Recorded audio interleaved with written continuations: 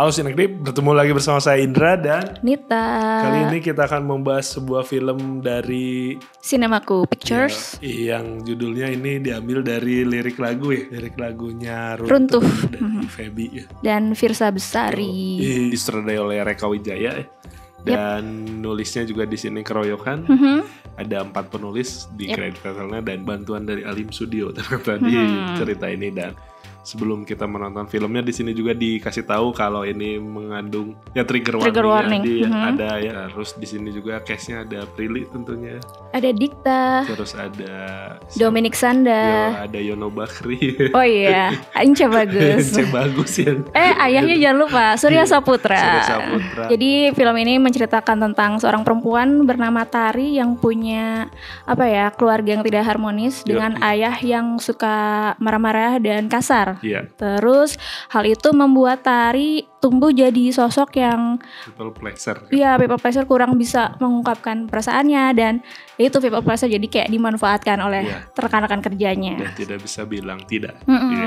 Suatu hari bertemu sama Baskara yang juga punya masalah keluarga dan kesulitan mengontrol emosi gitu. Dan semuanya berlanjut lah. Chemistry antara Prilly dan Dikta yaitu jadi Tari dan siapa? Baskara. Yang ya jalan secara natural, organik, terus pertumbuhan relasinya juga enak banget.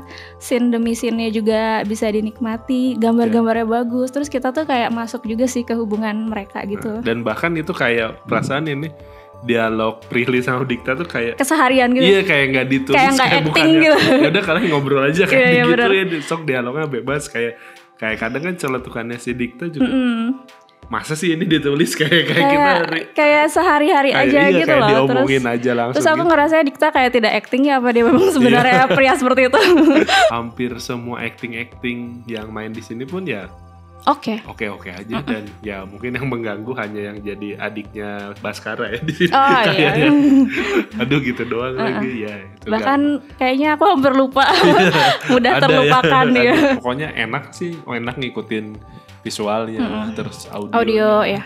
Ini film memanjakan mata dan telinga sekali ya sebenarnya. Iya, jadi benar. Nyaman aja. Mungkin penonton juga bakal nanya, boleh nggak yang nonton pada nangis di bioskop karena saking dramanya film ini. Dan ya terbukti di bioskop banyak yang nangis ya. Ibu-ibu di depan saya itu menangis sampai beres film masih sesenggukan. Oh, saya belum. Kalau buat saya tidak semenyentuh itu. Nggak dapet lah. Iya sih, karena itu kan personal ya, jadi mungkin beda-beda tiap orang. Nah, kalau Nita nangis tidak? Aku ada satu scene yang mantap. Yang nanti kita bahasin apa ya. Film ini tuh unik ya, tadi kayak gambarnya bagus, scene-scene-nya sama musiknya juga. Cuman yang paling menonjol bagi aku tuh penggunaan lightingnya. Ada di kamarnya Tari itu ternyata lampu-lampu yang lewat dari kendaraan jadi pas lagi itu menarik sih, karena menurut aku jarang ya ada film Indonesia yang menggunakan pencahayaan dari hal lain di luar yang ada di set. Itu lampu kendaraan. Iya, kita kan mikirnya ada suara motor, mobil, jadi kendaraan yang masuk ke kamar dia itu oke sih. Iya, kayaknya biar nggak terlalu kosong nih biar nggak diem terus ya. Dan nggak terlalu gelap karena kan remang-remang gitu ya kamarnya, jadi ya oke sih itu. Kadang kalau film ngambil dari lagu atau lirik lagu atau dari soundtracknya itu sendiri kan biasanya banyak banget nih dimasukin si musik-musiknya kayak sering padet gitu ya. Iya, nah di sini tuh si lagu Runtuhnya mungkin ada yang cuma instrumental doang di beberapa sih. Tapi pas dikeluarin pas gitu momennya pas musiknya pas di adegan endingnya itu beneran setelah dinantikan gitu, akhirnya itu bakal diobral kayak keluar lagi sampai akhirnya jadi nggak istimewa saking seringnya ya. Ternyata di sini digunakan dengan sangat baik gitu. Selanjutnya aku suka support grupnya. Jadi ini menarik karena nggak cuma sekedar menunjukkan bahwa Tari dan Baskara juga terlibat di grup itu, tapi juga cerita-cerita yang ada di para pesertanya. Kayak misalnya ceritanya Kristo itu siapa yang namanya aku lupa. Dia nyeritain kayak penyesalan kepada ayahnya dan hubungannya yang kurang oke gara-gara dia terlalu mikirin kerjaannya, karir yang fotografer. Terus ada yang toxic relationship gitu diceritain juga, dan ya itu menarik sih maksudnya. Jadi banyak sudut pandang dan ada cerita-ceritanya, kirain cuma sekedar ya udah kumpul aja terus nanti ceritanya dikasih ke Tari atau Baskara, justru nggak mereka jadi pendengar. Kadang-kadang yang kita butuhin memang itu kan, kayak orang-orang yang mendengarkan, mensupport itu nggak harus ngasih solusi, ngasih kayak harus gini-gini, tapi cukup hadir, cukup ada dan dengerin gitu. Nah sebenarnya yang tadi isu-isu yang banyak di sini juga ya tentang kesehatan mental dan ini itu tuh sayangnya itu juga jadi agak bikin kurang film ini sih. Setuju. Kayak mungkin film ini bakal sulit diterima untuk banyak orang yang punya pengalaman serupa gitu. Jadi kayaknya bukan film buat semua orang. Aku aja nontonnya cemas gitu, kayak capek gitu. Enak sih, beneran film yang menguras. Ya trigger warning gitu. Iya, menguras energi lah. Kalau ditonton misalnya kalian pulang kantor nih malam-malam misalnya jam 9 itu terakhir terus harus nonton film ini ya enggak berat sih. Saking banyaknya sih isu yang mau diangkat di film ini, jadi kita tuh ngerasa tidak fokus ya, padahal menurut orang enaknya fokus aja di keluarganya Tari ya. Ya menurut aku juga ini tuh salah satu kekurangannya, karena penonton tuh jadi kayak harus memaklumi apa-apa yang dilakukan oleh para pelaku dan memaklumi keputusan-keputusan yang dilakukan oleh korbannya gitu. Ya memang nggak salah juga, mungkin karena ayahnya Tari kayak gitu, karena background dulu dia hidupnya keras katanya orang tuanya. Terus Baskara bisa jadi emosional karena katanya dia kalah terus kayak dihantuin sama bapaknya yang legendaris itu. Tapi pada akhirnya itu membuat penonton kayak oh udah deh kita memaklumi kekerasan ini karena dia kayak gitu. Enggak sih, padahal kan nggak gitu, kejahatan tetap kejahatan gitu, tetap harus dilakukan dengan adil gitu. Tapi di sini tuh nggak ditunjukkan ya, jadi kita kayak lah kenapa ibunya tetap mau kayak gituin. Itu nggak ada meskipun alasan. Memang riset kebanyakan para korban katanya memang agak sulit nih untuk memutuskan pergi dari hubungan yang toksik seperti itu, tapi kan kita nggak diliatin di film ini. Diliatinnya seenggaknya bapaknya ada misalkan habis marah terus aduh maaf ya atau ada apa gitu, nanti janji berubah gitu kan. Sama aku keganggu sama musiknya oke, scoringnya oke, lagu-lagu pilihannya tuh bagus, cuman kerasa nggak sih jadi kadang-kadang tuh ada kayak gede banget suara volumenya tuh, terus kadang-kadang kayak nggak tepat, kita tuh nggak butuh musik di sini tiba-tiba masuk musik. Terus ada juga kayak volumenya tuh lebih gede daripada dialognya. Jadi aduh tadi ngomong naon nggak jelas, tiba-tiba ada suara dari musiknya gitu. Itu sayang sih menurut aku, jadi kayak menghilangkan beberapa hal-hal yang harusnya kita perhatiin. Kurang dapet ininya pas si Sucipto. Ya sepenting apa buat si ini kan. Kalau nggak salah ada kayak ibunya ngasih waktu kecil, kan tapi itu tuh ngasihnya apa terus kan seenggaknya orang maunya gitu ya. Kok jadi boleh nggak apa-apa. Penggambarannya kayak si Sucipto tuh memang menemani setiap adegan orang tuanya ribut, tapi si Prilly bagus ya. Jadi kayak merekam kegiatan atau hal-hal yang terjadi di rumah itu. Ngalihin perhatiannya mungkin si Tarinya ke si Sucipto atau selalu nemanin saat keluarganya ribut di luar, tapi iya dia sih, tetap benar-benar. sama Sucipto. Nah itu nyatanya nggak ada backstory-nya gitu kenapa Sucipto penting. Balik lagi ke yang tadi si judulnya bolehkah sekali saja aku menangis. Iya tapi kok nangisnya nggak sekali. Iya itu tuh ada scene yang si Prilly-nya tuh minta ke mamahnya. Iya yang di kamar ya. Apa-apa tapi boleh nggak? Aku pikir udah itu. Iya maksudnya, tapi sebelumnya tuh nggak ada scene yang ngegambarin kalau si mamahnya nahan anaknya buat nangis atau bapaknya nahan anak buat nangis atau kakaknya nahan. Ada sesuatu yang menahan dia aja.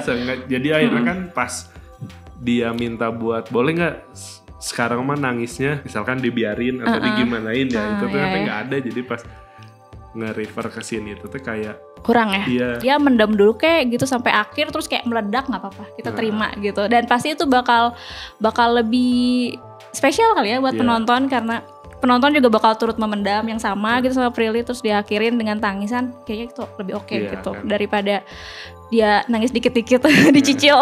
Sama backstory-nya Baskara sih kayak udah ya dia tuh gitu ya sebenarnya kayaknya ya keluarganya harmonis, maksudnya nggak ada yang kayak konflik yang dialami seperti Tari atau apa gitu yang bikin dia trigger sampai ingin keluar rumah, selain karena memang ngerasa tidak bisa mewujudkan lagi mimpi ayahnya yang jadi atlet basket itu kan. Cuman kalau ngeliat keluarganya sih kayak baik-baik aja. Iya, dan itu beneran kata si Kristo yang ngasih tahu, itu masalah cuma ada di kepala lo Iya, doang. Jadi selama ini kita tuh cuma disuguhkan masalah yang konflik cuma diri dia aja. Iya. Kenapa juga sih dia tuh jadi cepet suka nonjok-nonjok itu orang tuh nggak ada gitu. ininya. Aku penasaran sih sebenarnya kenapa dia jadi temperamen gitu. Sementara bapaknya cuma terus kita penonton jadi harus memaklumi lagi itu. Oh mungkin Dikta kayak gitu kayak sih. Maksudnya pada akhirnya tuh jadi kayak kita memberi pemakluman kepada setiap karakter. Itu tuh yang salah menurut aku, karena ya salah tetap salah harusnya. Di sini diliatin kalau bapaknya akhirnya dipecat kan. Ya kan kayak post power syndrome juga. Iya, post power syndrome kan, kali ya. Terus kayak dia ketakutan kalau akhirnya bakal ditinggal keluarganya, makanya dia jadi lebih terus juga kehilangan power juga di kantornya gitu kan. Jadi dia ngerasa kalau sekarang kamu ngerasa udah punya duit, berani ngelawan bapak kan. Pas di scene itunya lebih mungkin lebih oke ya. Iya benar-benar. Tapi ya sayang sekali. Scene favorit? Scene favorit sih yang scene terakhir sih. Sama. Itu paling kena sih menurut aku, karena sepanjang film tuh ya tidak ada komunikasi yang baik antara ayah dan anak ini, sampai akhirnya mereka bisa ngobrol dengan enak gitu. Jadi aku suka scene itu. Dan ditambah lagi ngasih teman Sucipto, sweet banget. Itu bapaknya juga ya sendirian tuh nggak enak itu. Itu karena ayah tahu sedikit tuh nggak enak ya. Itu dan bagus. Itu kan lagunya munculnya pas di akhir kan, di akhir ya. Itu tuh dapet endingnya yang nggak harus. Aku suka sih ending gini. Bahagia gitu ya udah aja.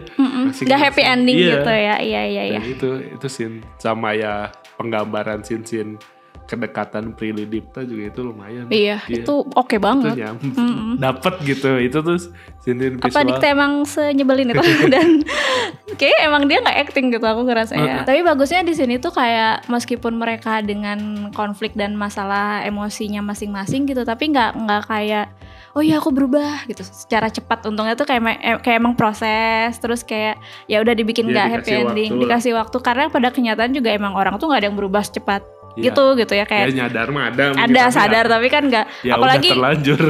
Kayak misalnya ayahnya juga kan mungkin ada gengsi atau mungkin sebagai orang tua ngerasa benar ya. Itu ada prosesnya juga sih meskipun nggak happy ending, tapi menurut aku ini cukup realistis ya. Langsung aja ke skornya dari film Bolehkah Sekali Saja Ku Menangis, aku 7 juga lah. Sama aku juga 7. Iya, jadi dari kita berdua 7 ya untuk film Bolehkah Sekali Saja Ku Menangis dari Cinemaku Pictures ini. Buat kalian yang mau nonton filmnya silahkan ditonton di bioskop dan ya itu sih. Pastikan dalam keadaan aman.